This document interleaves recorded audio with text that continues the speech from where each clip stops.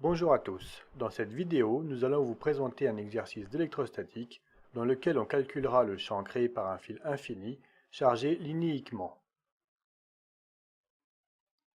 Passons à l'énoncé. On considère un fil infini dirigé selon UZ et portant une densité linéique de charge lambda constante.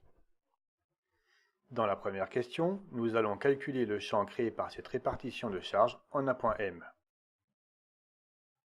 Dans un deuxième temps, on ne considère qu'une portion de fil et nous calculerons le champ électrostatique en un point M repéré par les deux angles β1 et β2. Voici la correction. Nous allons commencer par exposer la démarche à suivre. On choisit tout d'abord un repère approprié respectant la symétrie du problème. On étudie les propriétés de symétrie et d'invariance du champ électrostatique. On exprime ensuite le champ élémentaire créé au point M par une portion de fil infinitésimale. On somme enfin ces contributions élémentaires pour obtenir le champ résultant.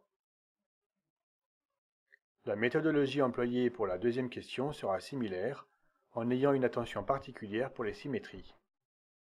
Débutons la résolution. Première question. Commençons par le choix du repère. Il s'agira d'un repère cylindrique O, UR, Uθ, UZ, pour lequel le point O sera le projeté orthogonal de M sur le fil. Concernant les symétries, on observe que le plan contenant UZ et UR, ainsi que le plan contenant Uθ et UR, passant par le point M, sont tous deux des plans de symétrie pour la répartition de charges. Le champ résultant en M est donc également inclus dans ces plans. Il est ainsi nécessairement dirigé selon UR. Le champ élémentaire créé au point M par une portion de fil portant la charge lambda dl est donné par la formule de Coulomb. Comme cela est visible sur le schéma, il est dirigé selon la droite qui joint le point P au point M, c'est-à-dire selon le vecteur UPM. On remarque facilement que par raison de symétrie, les composantes des champs élémentaires dirigés selon UZ et correspondant à deux portions de fil symétriques l'une de l'autre par rapport au point O s'annulent 2 à 2. En effet, elles sont de même direction, de même norme, mais de sens opposé. Il ne subsiste ainsi que la composante dirigée selon UR. On peut terminer cette analyse en notant que le champ ne peut dépendre que de R, du fait de l'invariance par rotation autour de OZ et par translation selon ce même axe.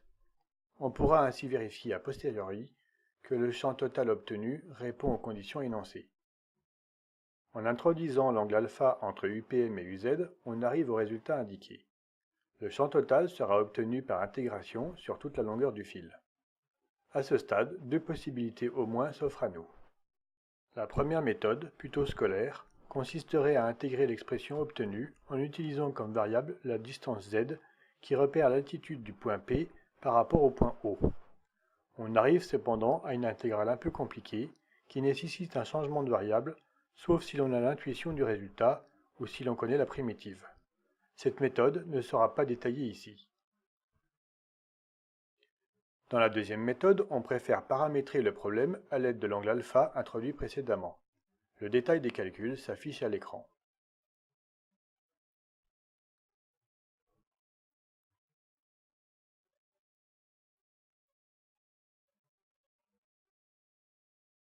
Comme vous pouvez le constater, l'intégrale est alors triviale. Notons que le résultat ne dépend que de la coordonnée radiale, comme on pouvait s'y attendre. Passons à la deuxième question. On introduit les deux angles β1 et β2 sous lesquels, depuis le point M, on voit la portion de fil. Il ne subsiste désormais comme symétrie pour la répartition de charge que le plan de symétrie formé par la portion de fil et le point M. Le champ sera formé d'une contribution selon UR et d'une autre selon UZ, car il doit appartenir à ce plan. Cette dernière composante selon UZ n'existait pas dans la première question, en raison d'un élément de symétrie supplémentaire qui ne subsiste pas ici. On remarque en outre, du fait de l'invariance par rotation d'axe Z de cette répartition, que E ne dépendra pas de θ. Ainsi, par projection du vecteur unitaire UPM sur l'axe UZ, on obtient la deuxième composante élémentaire DEZ, comme cela est visible à l'écran. Comme dans la première question, il est possible d'envisager deux méthodes d'intégration. Pour utiliser la première méthode, il faudrait intégrer entre les cotes des points P1 et P2. Ici encore, nous utilisons la deuxième méthode, conduisant à des intégrales plus simples, l'angle alpha variant entre β1 et β2. Après simplification, on obtient les deux contributions du champ élémentaire DER et DEZ. Nous vous laissons maintenant regarder le détail des calculs.